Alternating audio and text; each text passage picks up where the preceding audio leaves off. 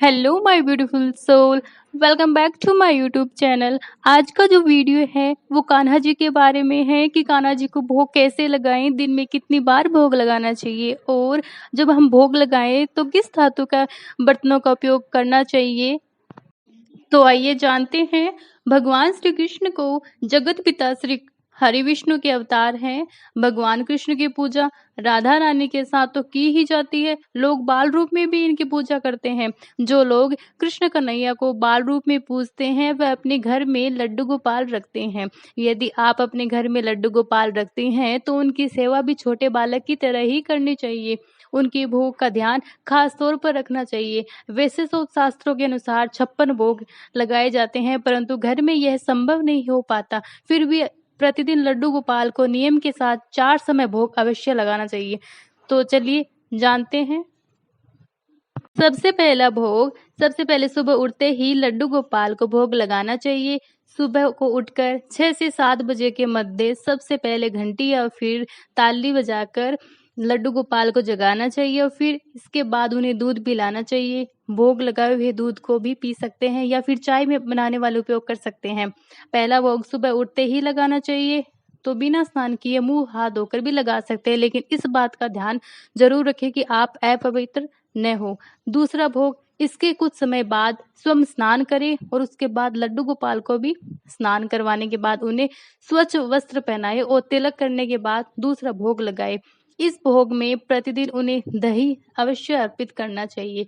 कृष्ण जी को माखन मिश्री और दही बहुत प्रिय है, लेकिन इस बात का ध्यान रखें कि माखन एकदम शुद्ध होना चाहिए, इसलिए कृष्ण जी को घर पर बने माखन का ही भोग लगाना चाहिए। इसके अलावा मौसमी फलों का भी भोग लगा सकते हैं।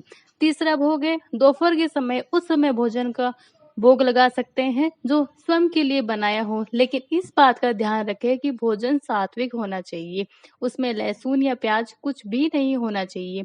इसके अलावा आप घर में फल, मिठाई जो भी सात्विक चीज लेकर आते हैं उसमें वे सर्वप्रथम कृष्ण जी के लिए ही अवश्य अर्पित करें। भोजन में से सबसे पहले लड्डू गोपाल जी के लिए भोग निकालना जरूरी है। यदि आप भोजन में लहसुन और प्याज का प्रयोग करते हैं तो लड्डू गोपाल जी के लिए मीठी पूरी या पराठा भी बना सकते हैं। तो आइए जानते हैं चौथे भोग के बारे में। संध्या काल और रात्रि का भोग। शाम के समय कृष्ण जी को मखाने या मेवा का भोग लगाया जा सकता है। इसके अलावा लड्डू गोपाल को पापड़ चिप्स का प्रसाद भी चढ़ाया जा सकता है। रात्रि के समय जो भी भोजन बनाया हुआ हो उससे पहले लड्डू गोपाल जी को भोग लगाए और उनके शयन करवाने से पहले दूध पिलाना ना भूले। अब बात करते हैं कि भगवान श्री कृष्ण को भोग लगाते समय कौन से पात्र का प्रयोग करना चाहिए। भगवान कृष्ण को भोग लगाने के लिए चांदी के पात्र का प्रयोग करना सबसे शुभ रहता है। यदि चांदी के बर्तन ना हो तो जो बर्तन पूजा में प्रयोग करते हैं उसी में भोग लगाएं। भोग के बर्तनों को प्रतिदिन साफ करना जरूरी है। कभी भी भोग लगाए हुए बर्तनों को बिना साफ किए उसी में दोबारा भोग न लगाएं। लड्डू गोपाल जी को चढ़ाए जाने वाला जल और भोग में तुलसी का प्रयोग अवश्य रूप से करना चाहिए।